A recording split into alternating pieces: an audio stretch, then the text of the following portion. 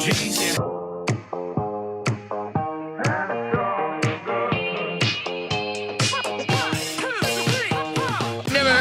the fuck? It's like croutons in a soup. Don't turn down any opportunity, whether it's a camp, a clinic, because you never know literally who's watching. Make your own decision and stick with them and know they're the right decisions, right? And even if they aren't right, don't regret them. He didn't know creatine existed. So you got some creatine? He's like, oh, yeah. Lift heavyweight. Shipped across the border. I shipped across the border. Shipped across the border, man. Welcome back to Shipped Across the Border.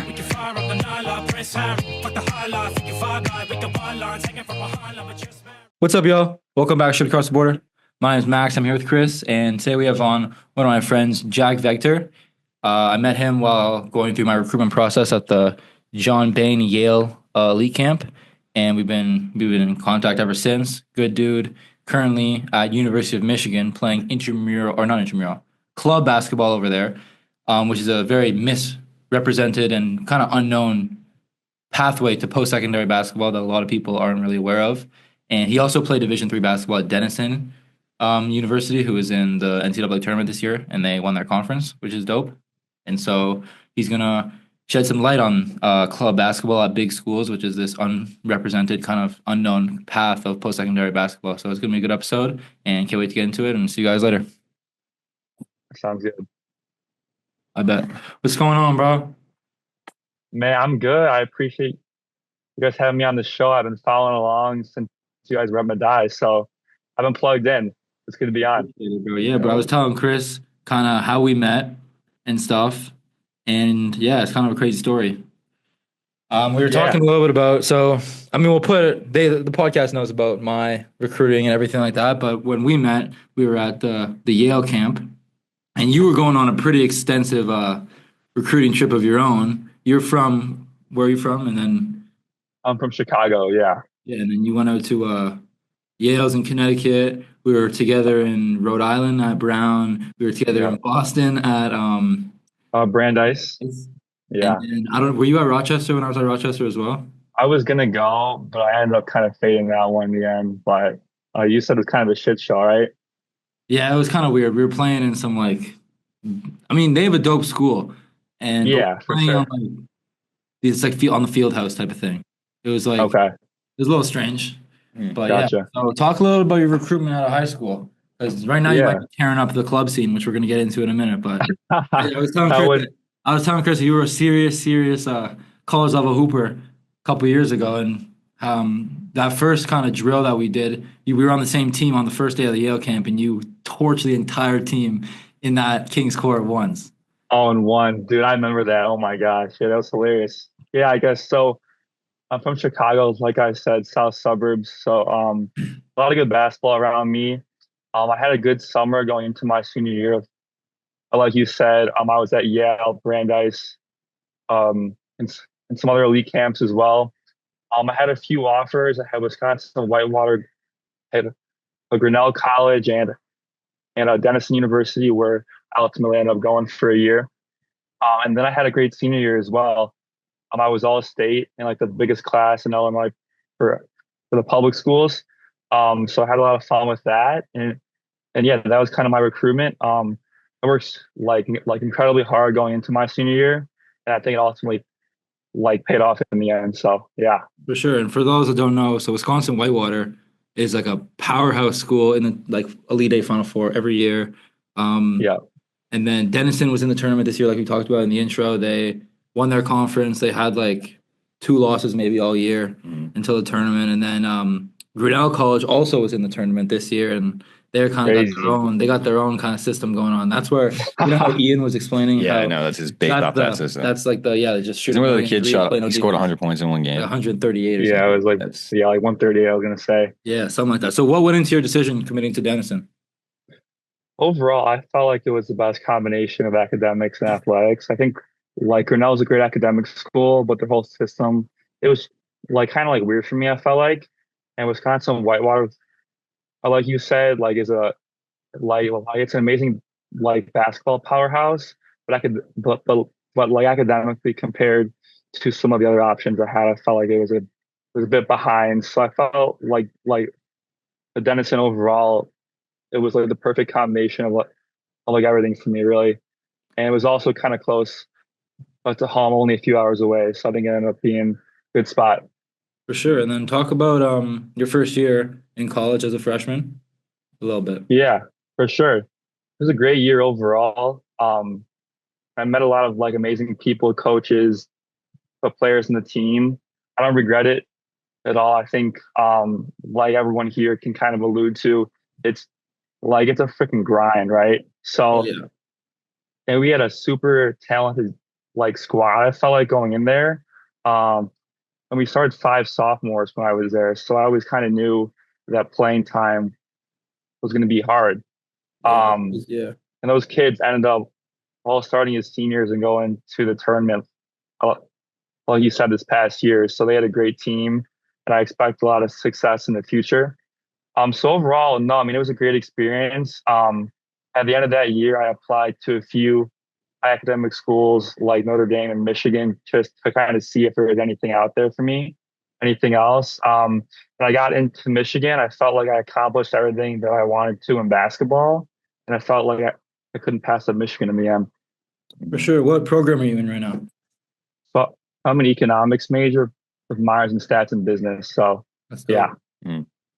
Does part of you wish you would have finished out your career? Because I know, like, the second you hit that switch, you're like, I'm just done. I'm never going to play competitive basketball again. There's right, always a little part of you that wants to go back.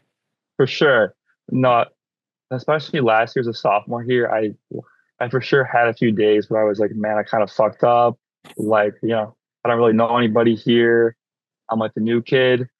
But I felt like over the course of last year and especially like this year, meeting a lot more people and kind of like integrating into school more, making the club team last year. I met a lot of guys.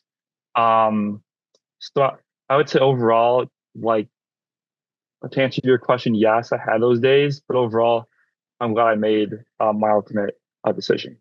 Going to a school like Michigan after going to Denison, which is, I mean, both good academic schools, but just size wise, like Of Michigan course. has what, like 50K students. Denison's Yeah, yeah, probably no yeah. more than 3K, if that. Right. And what was kind of like a moment for you where you realized, like, holy shit, like this is super different in terms of just like lifestyle and everything? Yeah. I would say like one thing, my first like football game at Michigan, I walked into like the big house and there's like 100,000 people there. Like the tailgates are just going crazy. And I'm like, what the hell did I just like get myself into? So I would say that was for sure a moment. And then just even like the first few days of like classes and everything, like I don't like know anybody at the school, like not a soul. But it was kind of nice that our club basketball I started up in like September or so. So I ended up meeting a lot of guys from that. But I would say that like those early encounters with just like so many people that I like had like never met before was kind of like a shocking experience at first. So, what is club basketball for those that don't know? And to be completely honest, like us, I like I'm don't not know. super versed in club basketball, whether the skill level or kind of the commitment or what it is. So, talk a little bit about like what Yeah, it yeah, is. for sure. I would say club basketball is like a very glorified intramurals in a way. And there's a bunch of like very talented guys. So we have like probably 15 guys on our roster right now. I think everyone could have played in college. A couple played in college. We had a kid last year played at Calvin College. We had a kid who played at Oberlin College last year in Ohio as well. Um, and then our top player, he had a bunch of like the UAA schools on his line. Emery, I think he had like Wash U as well. He's an So, amazing player. for those that So don't like know, very those high two teams level. are in like the Final Four this year, or like the Elite Yeah, Eight. Like those are two of the best right, teams in the country. right. So in terms of like the commitment and everything, we practice a couple times a week. Then we like probably play about 15 to 17 games a year. And our team this year, we were like ranked in like the top five in the country for club hoops. So we had a great year. It was a lot of fun. A lot of great guys as well. So yeah, that's a little more. What are those practices like? Do you have a coach, or is it just player led? Or Yeah. So honestly, most of the club hoop squads, They all like have a coach pretty much, but for some reason Michigan like we don't have a coach. So, like we're all player led basically. So we have a club president, actually co-presidents this year who kind of like run the whole thing. But like most of our practices are like mostly like playing pickup, I would say. It's like not a whole lot of like shell defense and everything like that. So it's a lot of fun. There's not much like stress to it. So it's just like a good vibe overall. Did you guys have plays? We have a couple inbounds plays that, are we actually gonna like run them in the game? Probably not. It's more so I wouldn't call a lot of like ISO ball. Like it's a lot of like motion sets that everyone just kind of like knows from like growing up and everything. But no, it's not super strict like you're actually playing in a college level system. Mm. How do you decide who subs and when? Because I know when I did a tournament, it was kind of a shit show because you have guys who want to play like the full 40 minutes. So Yeah, you have to come to a conclusion as a team. Like we have to make this sub Yeah, now. we're kind of doing something like that now. Is so instead of like the whole team pickup, we only have pickup really when there's recruits. It's like usually on Fridays we have pickup because we'll have recruits come and we'll play whatever.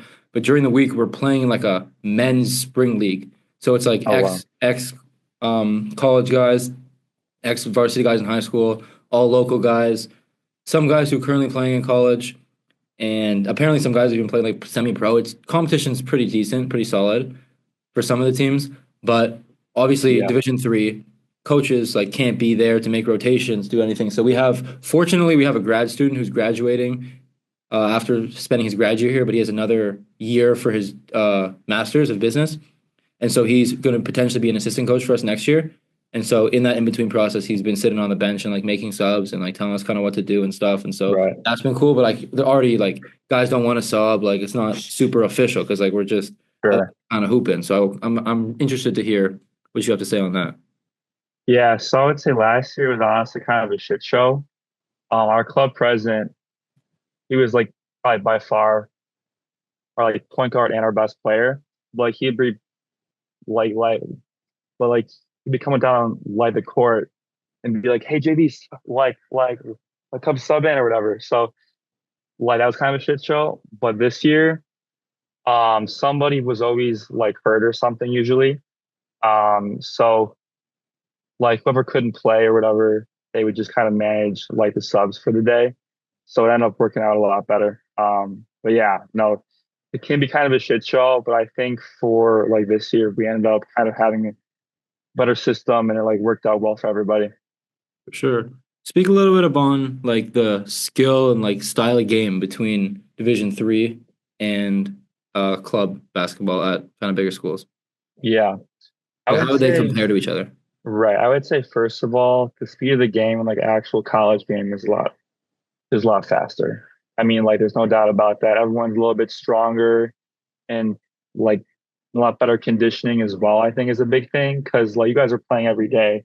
Yeah. And like we're practicing a couple times a week, kind of like screwing off a little bit. So I'd say speed like strength is a big thing. In terms of like the skill level as a whole, I wouldn't say it's a huge gap.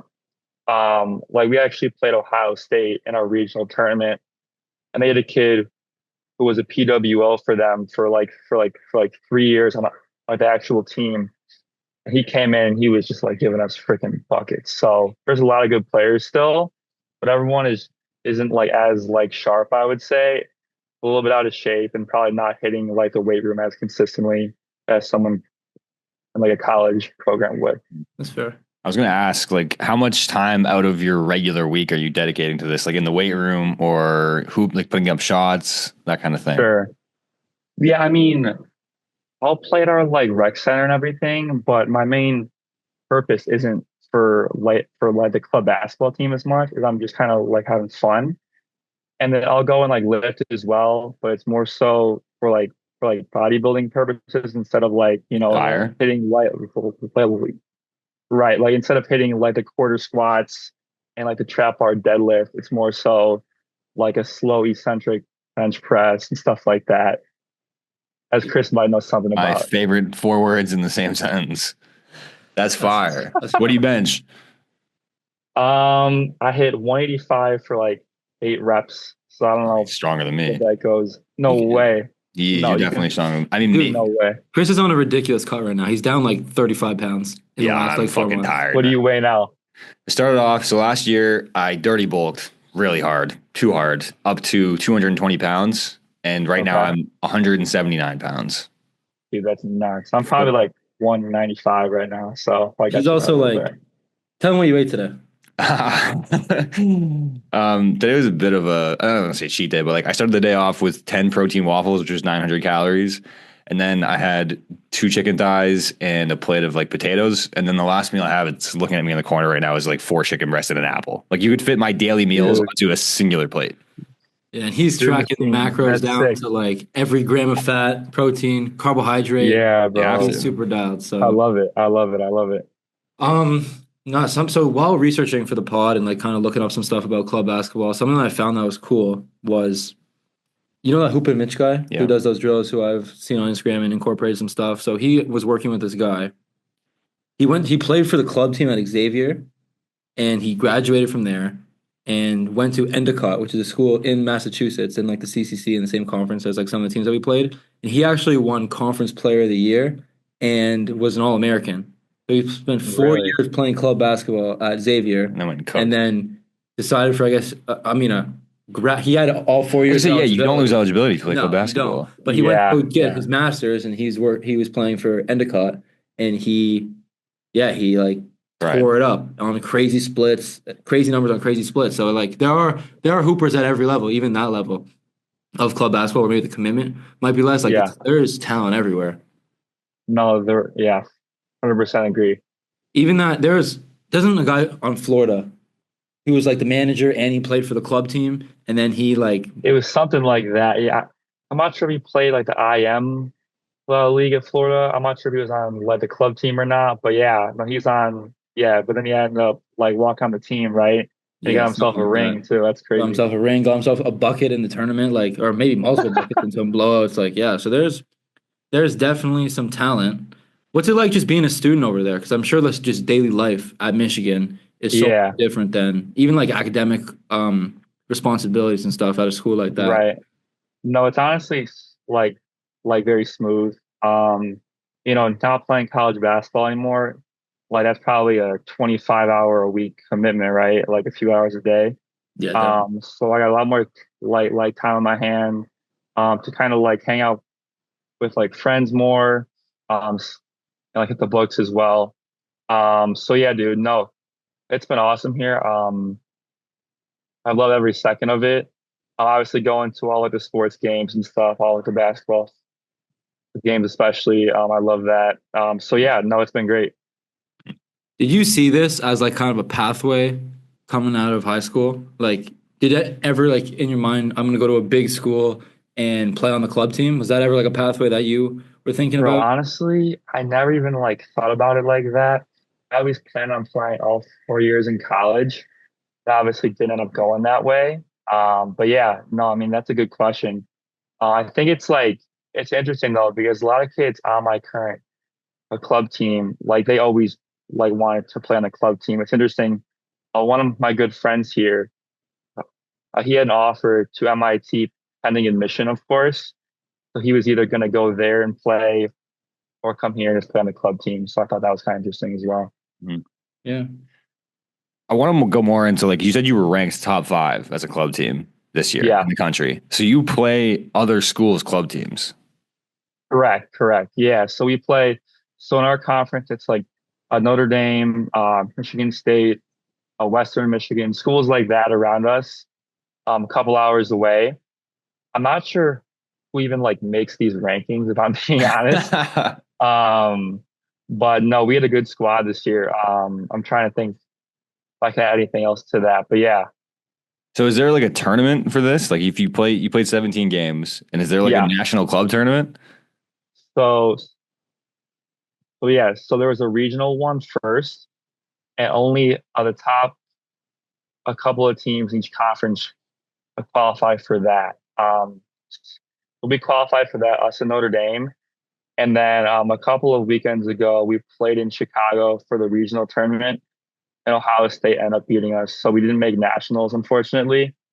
But yeah, no, there is a national tournament. I think like UCLA might have won it last year. But there's also a bunch of like random schools. Like I know like a Wash U as a club team, for example. RIT is a good RPI team. Yeah. RPI is a club team. So Yeah. it's kind of interesting as well that some of like the smaller schools still have them too. Do you guys, this might be an interesting question, but like, how is the funding for that compared to like a Division 3 school? Like, are you guys going on a bus and like getting food after the game? Like, is that kind of similar to Division 3? Or Mhm. Also, is there tryouts? How do you pick who's on the team? there's definitely tryouts. There's definitely Yeah. So I'll start with Chris first. So we had probably uh probably 40 or probably 40 kids pull up this year for club hoop tryouts, and I think we took 4 guys. So it is pretty competitive in like the selection process and I mean, everything. Michigan has 50,000 students. Yeah, yeah. Right. No, it's a huge school. And then to answer Max's question, so most schools have club basketball funding from like, the school itself. But for some odd reason, Michigan does not. So everyone probably kicks in like $200 or $300 for the whole year, Okay. and we get our gym space and everything. We don't have a bus to the games, but we'll just like carpool over wherever it is. So yeah, Do you play on like the Michigan court for your home games? dude, I wish that'd be so sick. There has been a couple times like at Notre Dame, we got to play at like the actual Joyce Center, That's sick. which was like yeah, so yeah, no, so that was awesome. But no, but like usually like all of our games are at like the rec center or whatever. So that kind of sucks, but it's not bad. That's man interesting. What is it like living in Detroit? Because you said you grew up in Chicago. Yeah. I kind of have beef with Chicago. I'm not gonna lie, because I had a Why is sales that? internship in Milwaukee, and I had to drive through Chicago to get there, and it was 5 o'clock on a Friday, and it took me like an hour and a half to go Oh, 8 dude, miles. That's heinous. So Yeah, I have a bit heinous. of beef with Chicago. But how is it living in Detroit compared to Chicago? I look at beef in Chicago too. We'll get into that. So I Matt, missed you're my killing me, flight. bro. I missed my flight at O'Hare because it At was O'Hare, yup, confusing. yup. That big ass Dude, I already airport. be knowing. So Yeah, many no, it's people, bro. huge. So I'm about 45 minutes from Motown in Ann Arbor. So like we had a club basketball like a day party in Detroit, so that was cool. Saw a couple of Piston games, and Michigan has played at like the Piston Stadium a couple of times as well, so we pulled up for that. But it's cool. I mean, it's obviously cold as shit, but like that's kind of as expected. Being from Chicago, like I'm kind of used to that. But no, it's cool. Michigan's like super smooth. Is there any clout that comes with playing on the club basketball team? Like you said, you guys like hosted a day party and stuff. Like, do you get Hell no, there's no cloud, bro. do you get to like have you met any of the ball players through like or like people on the Michigan squad through like the basketball at Michigan? I mean, like sometimes in the off season, those guys will like come to like the rec center and play a little bit, and that's a lot of fun. Um, and then like some kids will like ask me about like club hoops and when like the tryouts are and everything. So I guess there's like a little bit of status that comes from like that at the rec center, but in terms of like on campus clout and everything, nah. Like there's so many like high level athletes here that like nobody really gives a shit, to be honest. So yeah. Do you stand by deep dish pizza? It was a huge side tangent, but like, do you Chris stand? the big pizza Do you guy. stand by Chicago's deep dish style as the best style of pizza? Bro, honestly, like I'm from there. I love my home. Not really, dude. Kind of mid, Yeah, I How don't about disagree y'all? with you there. right? I had a deep dish for the first time. It wasn't authentic, but it was in Canada, and I just wanted to have a nap. It was so heavy, like it's so much food. Dude, oh yeah, it's so heavy. 100%. Yeah. What do you plan on doing after this club run is over? Are you going to continue to pursue basketball, or are you going to be like me and become a full-time bodybuilder? I'm probably gonna end up somewhere in the middle of a YouTube, to be Like honest. a I wouldn't Brody say League legend. They have Brody League over there. no. You know what that is? No, what's that? Glorified men's league. It's yes, it's a glorified men's league. men's league. No, honestly, like what their business is really smart. They make you like competitive. You play like a pretty penny. Like for my team, like everyone's paying like 380 for like the summer, Okay. and you get like custom jerseys and a ton of media. There's mixtapes, there's rankings, there's stats. Like stats are tracked. There's every game's recorded. There's this Oh, they have sweet. their own app where you can follow everything. And the way they keep it competitive is there's like 6 divisions, and it's like skill-based matchmaking. So like if you sign up for Division 1, you get your ass beat by 50, you're going to move down to Division 3. And so like throughout the summer, there's like it gets scaled so that the best teams are at the top and the worst teams are at the bottom. And so when it comes for playoffs, like you're playing against actual comp.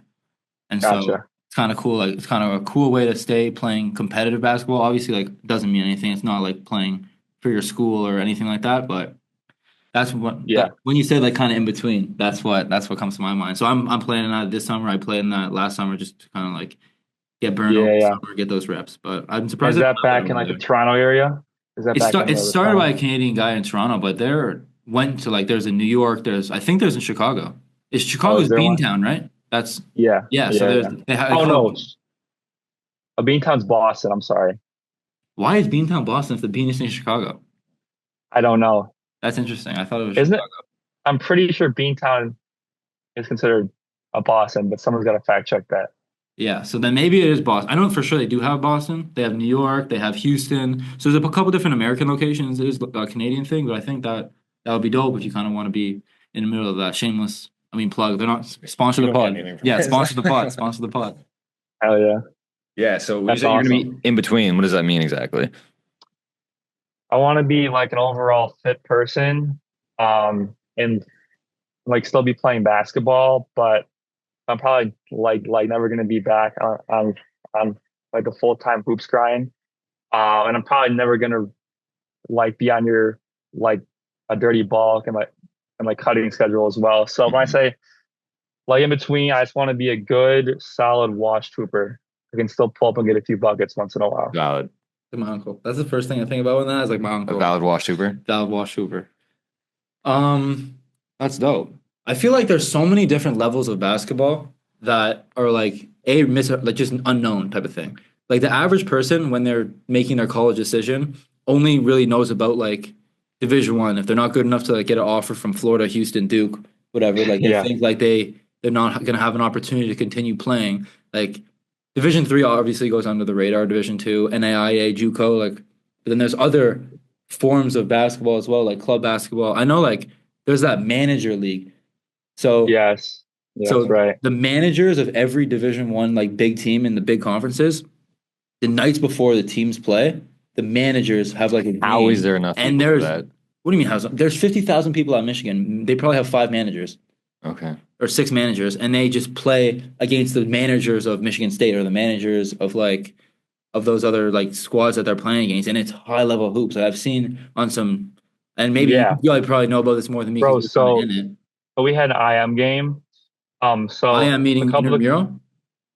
yeah. Okay. So we had an intramural game, and we ended up playing like the managers, and we only had a couple of kids there on my club hoops team. So I think if we had our full team, we probably like would have beat them to be honest.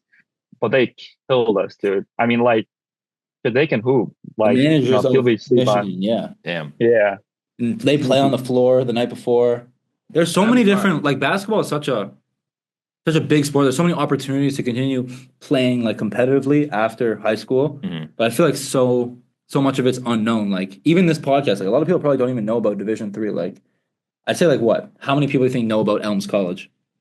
Not only Us the people right here, here. the people in this room, me, you, and him. Exactly. And so there's so many different like ways you can keep stay in shape, like you said, and also just play competitively and play for something that is super kind of just under the radar. So we really appreciate you coming on today and just kind of shedding light onto no, that dude, side of of basketball. course. It's something that I really wanted to kind of talk about. What are you pursuing off the court as a degree? So I'm an economics major. I have a current internship lined up in Grand Rapids for the summer, working as a data analyst. So that'll be cool.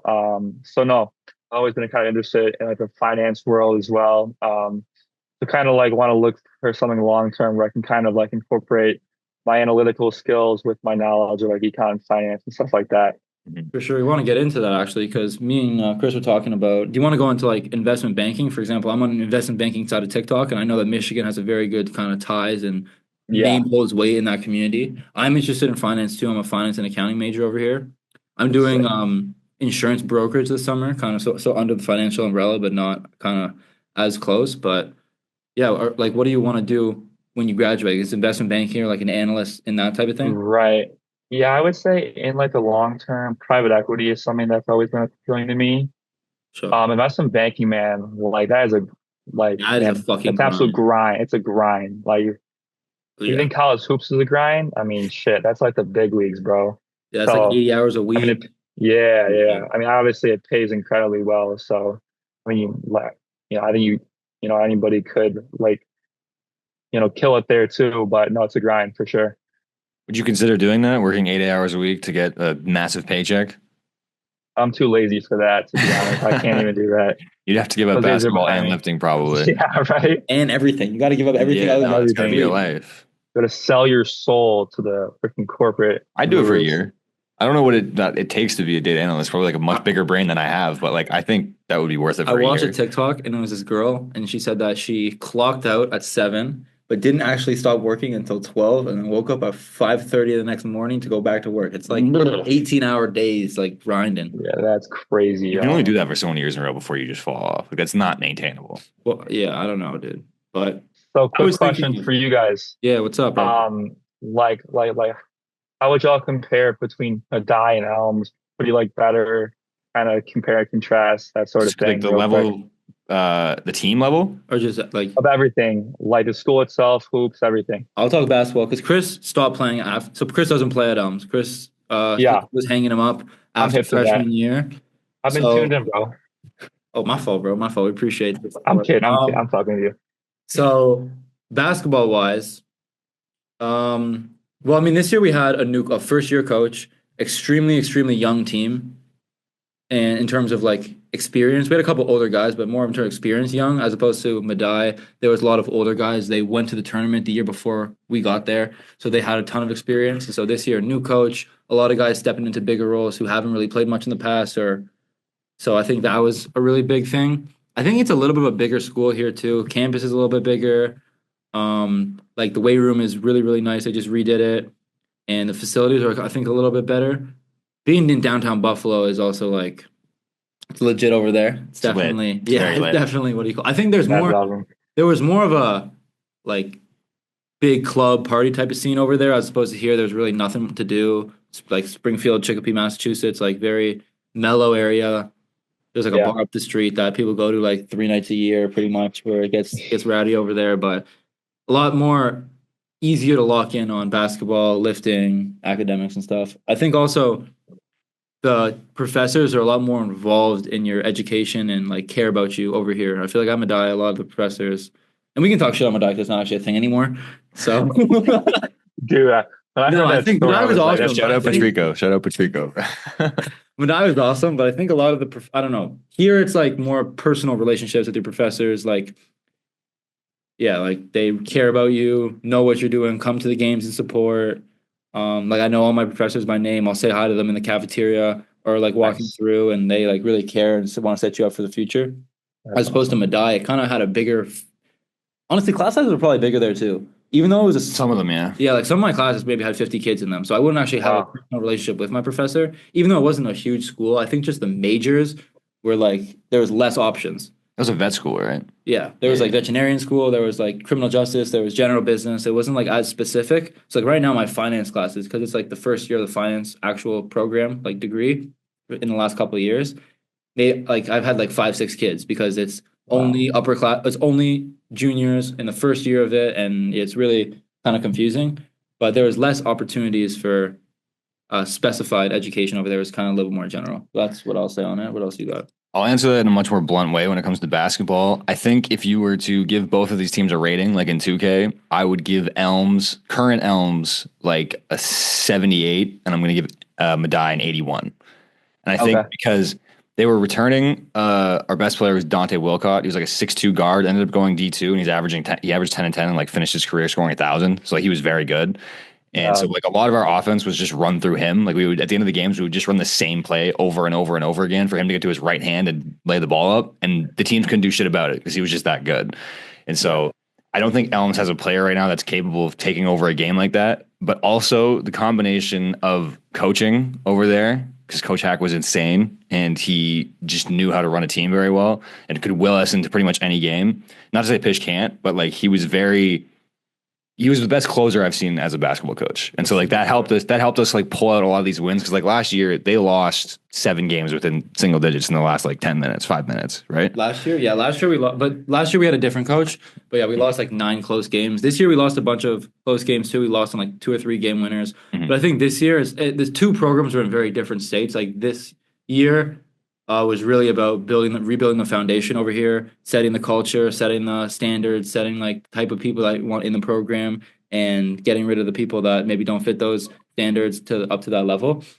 And we finished off the season really, really well. We were 6-8 in conference, made the first playoffs in this conference since we've been in this conference, and overall in the last 10 years. So we had a lot of success. But I think this year was more building the foundation and kind of doing those things, as opposed to at Medaille, we were already Championship team trying to go into a new conference and trying to compete in a high level conference, and then we were kind of just going with the flow. Just hopped on the bus and kind of along for the ride, as opposed to like here, it's at least me personally, one of the captains of the team, and so I have a more direct hand in, I guess, helping develop that kind of culture. It was just the programs were in 2 different states, but I mean, it's really cool kind of perspective to be in both of them. And I mean, at this point in my career, I want to contribute, and I think this was a lot better of an opportunity in hindsight, looking down on both things. Like, I'm able to reach my full potential as a player and as a leader over here a lot, and so I'm happy. Like, obviously, Medaille closing sucked, but I think everything happens for a reason. Just being here has really helped me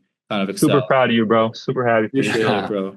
I also want to say with between Elms and Medaille, there's a lot more red tape here. Like there's a lot more hoops you have to jump through to do stuff. Like the Elms weight room, the Medaille weight room was open like 24/7. There was no rules at Medaille, and that might be one of the reasons why I closed. Yeah, there was really no rules. I'm a type of person that like likes that free flowing type of thing. So like there's certain aspects that were more enjoyable in the sense of like you could walk into the weight room whenever you want. You could call public safety at 4 a.m. They would open the gym for you. Like really, yeah, they just let you do whatever you want, and that was really fun. And that was cool. And that's something that this school, I don't want to say it's lacking, but like I don't think it would be maintainable either. That's probably legit one of the reasons why they closed, because there was legit no rules. Like you could do whatever you want. Like I remember having to like have my visa signed over here because we're obviously international students from Canada, and have it signed every like 4 months or 6 months or every semester. Like it's twice a semester. I never had it signed one time at Medaille. Dude, I didn't even know that was a thing. I never even met my international like person who was supposed to help me. I never met them. Yeah, we don't have like an international. There was someone who's supposed to like guide me through the process. I never met them in person. I just had like 3 email conversations, and then I ended up at Medaille. Like it was ridiculous. It was very like, I don't know. I was missing 5 vaccines, and they just said that's fine, I guess. Yeah, when Chris came here, he had to like stop at a CVS and get like 4 vaccines in the same day in order to like be allowed to go to college. Yo, Chris, I remember hearing that story of you, how you like got to Elms, and dude, that story that shit had me dead, bro. Taking like the Greyhound or whatever all around town. Was so rough, man. You should. I really wish he would have like recorded on Snapchat or something. The walk that I had. I have a photo of him walking with all of his bags because his car just got left over there. Yeah. Have all of his possessions in his hand, like just taking one slow step after the other. Finally got here. It was a very funny time. It was a very rough time to be alive, man. I was living on Burger King and fucking protein bars for like 4 days. It was rough. It was crazy, but that's incredible. And and during that time, he had to get like 3 or 4 shots. 3 or 4 to like actually be able to be a student over here. He was supposed to also have some things that like I had to talk to the advisor about, because by the time I got here, I had nothing signed, like none of the insurance forms, nothing was ready to go. So like all in one day, I took a Greyhound for 9 hours, got 4 vaccines, got here, had to go through like 9 different hoops to try and be in the dorms, because they said if you don't have these things lined up, you can't be here. It was just these are also regular ass things though. Like we're making it seem like you said there's like a lot of red tape at Elms. Like these are Elms is ran like an actual college institution. Yeah, like, you know, but like I didn't know that. Medaille was very like free flowing. Doesn't really matter. Like you know, and I guess that's why this school has been around for a long ass time. And Medaille obviously closed because it had some other issues going on. They weren't really worried about Chris Beeman crossing the border or whatever. I'm gonna awesome. Before we wrap up the episode, I'm gonna send you a new Zoom link just because this only has like 2 minutes left on, and I want to kind of keep this conversation going. We gotta get Zoom Premium, bro. Yeah, we're gonna get Zoom Premium a little bit, but I'm gonna send you in like it's probably gonna be 2 minutes. It just needs to save. Okay. Send you another one. That's something that's been giving us some trouble. I think we need to invest in Zoom Premium because our conversations definitely last longer than 40 minutes. How much is Zoom Premium? I'm just curious. No idea. Do not know. I haven't looked. Don't know. We might gonna see if maybe like the school has a Zoom Premium account. I'm sure they have access to something like that we could probably use and figure it out. Yeah, for sure. But yeah. What were we talking about? We were talking about the difference between Elms and Between Medai. Elms and Medai. Oh, also the calf at you can talk about the calf. Well, so I mean, as it should be, the calf here is all you can eat. You can go and get as much as you want and then get out. At Madai, you got like a choice of like one meat, one carb, and like one dessert or something. Yeah, it was like poverty. And they would check it every time you would go to leave the calf. They would scan your card and make sure that's all you had in your plate. And so when I started getting into bodybuilding, that nuked me because I had to go and get extra stuff. And I'd get to the line and they'd be like, you know what, today I'll let you slide. But then there'd be sometimes I would get charged for 2 meals because of how much I would eat. Right. Dude, that's crazy. I've never heard of a school like that before. I think so. So Madai had amazing people, but that was kind of it. Like I think what like Madai, all they kind of really had was the people there. Over here, like there's amazing people, and the school is made by the people. Like there's awesome faculty, staff, and everything, and like obviously like good dudes, like good students, like everything's all like the people are great, but it's not and obviously it makes the people make the institution go, but it's not like all the institution has is the people. Like at Madai, pretty much all there was who was there. Like that's really the only asset that they had. I guess. Over here, over here, like it's obviously the people make it go, and there's amazing people. But it's not. What does a typical like Saturday night look like at Elms then? Fortnite. Fire. Video. Video games. We have the dorms are solid, and the kitchen is really really nice. There's like multiple microwaves, multiple stoves, sink, air conditioning, couches, big TV, big table with like it's a really good common area, and so there's a massive flat screen on the wall. And so the last couple Saturdays, like we've been, or Thursday, Friday, Saturday, Sunday, like all of us were watching March Madness in the common room. That's fire. Hanging out and stuff, or like sometimes people watch movies or shows or like basketball games. Playoffs are coming up, so we'll definitely be tapped into the playoffs. Usually as a team, or like even sometimes our entire floor, like people who don't even hoop will all be chilling over there. But I mean, nothing like no functions. There's a bar down the street that I'd say like 4 nights a year. It's like pretty 4 nights a year. Like it gets dope over there, and then plus like Halloween, maybe like St. Patrick's Day too. There's fair. There's also we don't have any frats or anything like that. So a couple of different teams have houses, so we'll go hang out over there. Gotcha. Nice house over there, something like that. But yeah, sweet. I was going to ask you because usually when you have these club teams or these less serious teams, it's usually a really good place for some reason to just like foster memories and like good times. Can you recall your favorite memory from the season? I think my favorite memory from the season was actually last year while we were in our regional tournament. It was at Purdue, and we lost the game when all of us came back to our like Airbnb and everything, and we got a little faded. But just like the memories with like the seniors and stuff, it was probably my favorite night being at like Michigan, to be honest. And just like stuff like that, kind of like what you alluded to. It's not as like serious, and we don't have any type of like coaching staff to kind of like be on our ass about it. So we hold each other accountable a little bit, but like you also can't take anybody too serious either. So I think like that kind of added to it a little bit. For sure. Is there any like your favorite encore moment? Like any like crazy fights between these two? Because there's not really like a ton of like regulation, you know? It's like my understanding. Any like fights or any just like crazy kind of encore stories that like maybe Catch me outside. It would only be club basketball. Like you wouldn't see that in more organized. Yeah. I mean, like our games kind of feel like AAU, honestly. In like my experience personally, we haven't had any super crazy moments. And our school is honestly so massive that like we have a huge advantage in terms of like enrollment. So there's like a lot more people to kind of like pick from at our school. So when like most of our conference games or games aren't that close really until we get to like the regional tournament. So like we were 10-0 until we played like Notre Dame, basically. So yeah, I mean, I wouldn't say anything has been super crazy by any means, but kind of feels like an AU vibe, and all like your boys are there, kind of like heckling too. So no, it's a lot of fun. You getting buckets? Sneaky. I'm like the 6th or 7th man. That's crazy because this guy's. They don't know. This guy's a bucket. We're gonna put some highlights. I'm gonna have you. I'm gonna have you send me some highlights. I'm gonna put that. So you being the 6th or 7th man on like that's means that there's good ball. It's good ball. Yeah, for sure. I was telling Good ball. Chris that like if you decided to go to not as like high of a prestigious academic school, and like for example, if you came over to like a Madai or like a Elms, out of like you would probably be heavily relied upon and playing a lot of minutes right away. I appreciate it. So Who knows, right? But yeah, no, I appreciate that.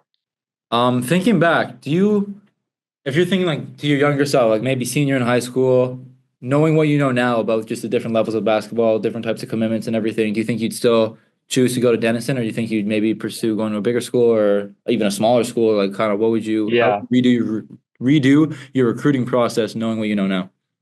I'm honestly kind of happy with how everything kind of played out in the end. It was my like lifelong goal to play college basketball, and like that's what I did. I kind of wish I didn't put so much like added pressure on myself to kind of like play right away. I think like that kind of like especially last year added to my kind of like did I screw up in like leaving Denison? But so I would say to my like younger self, I would just say stay the course and like don't add so much pressure to myself. In terms of my like recruiting process, so I'm happy with how everything played out. I think it all happened for a reason. I met like a ton of great people at Denison who I'm still in contact with. So yeah, no, I wouldn't probably like change anything, honestly. So, Yeah, I think just we could wrap it going off that is just what's one piece of advice you kind of give to your younger self, just life advice in general. Man, I would just say like hard work pays off. Like it's pretty like cliche, I'd say, but it applies to like school, basketball, everything, and that's kind of been my like life motto So from like day one. So yeah, awesome. Well, I appreciate you making the time, kind of full circle. Haven't talked in a while, but it's good to catch up with you. See that you're killing the game over there at absolutely. Michigan. Michigan's a dope spot, so enjoy. If you guys ever want to pull up, I would love to and pull you up. have a place to stay with me, for I would, sure. I would. What's actually before we like? What's like kind of like living arrangement? I know smaller schools, like I mean, you're definitely living in the dorms at Denison, but Sure. like Yep. off-campus housing is a little bit limited. But in Yeah. Michigan, I mean, I'm sure there's rows and rows and rows of off-campus houses. So like, Right. you look like you got a nice spot over there. What's like the living situation? Yeah. So last year I was in like a pretty nice apartment. And then this year I moved into a house with a couple guys in the club basketball team. And Fire. then next year it's like basically a club basketball house. So I'm excited for that. So That's dope. tough. That's yeah. dope. Awesome, bro. Thank you for dropping some of those gems and explaining to Thank the you audience guys. club Thank you basketball guys and so everything much. that entails, bro. We appreciate it, bro. No, Let's it's catch been up a with you, pleasure, my Max boy. and Chris. All right, bro. Yep. See you guys. Take care.